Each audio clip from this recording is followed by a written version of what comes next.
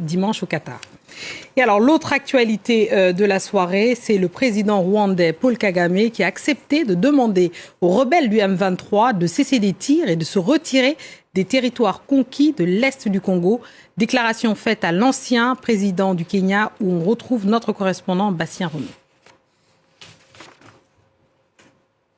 De retour à Nairobi, après des réunions avec des officiels congolais à Kinshasa et à Goma, l'ancien président kényan et actuel envoyé pour la paix de la communauté est-africaine, Uhuru Kenyatta, a organisé des rendez-vous téléphoniques avec plusieurs leaders de la région, parmi lesquels le président rwandais Paul Kagame. Et les deux hommes sont tombés d'accord sur deux sujets. Tout d'abord, il est urgent que les troupes est-africaines déployées dans l'est de la RDC prennent le contrôle le plus rapidement possible des zones qui sont actuellement sous le contrôle du M23. Il est important qu'elles y apportent la paix, la stabilité et la sécurité pour les populations civiles.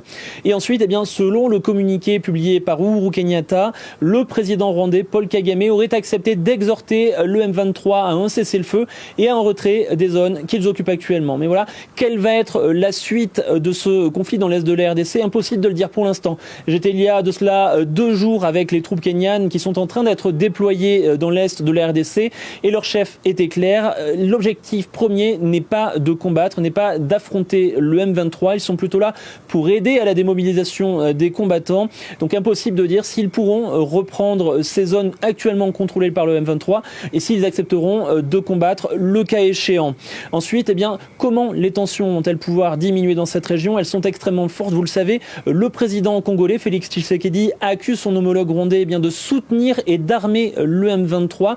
Les tensions sont très fortes entre les deux pays qui doivent se retrouver la semaine prochaine pour le sommet de Luanda 2. Alors, nul doute que ce communiqué est d'une très grande importance puisque les officiels congolais et rwandais doivent négocier pour permettre d'apporter une paix durable dans l'est de la RDC. Le 18e sommet de la francophonie s'ouvre demain sur l'île de Djerba en Tunisie. L'événement réunira une trentaine de chefs d'État et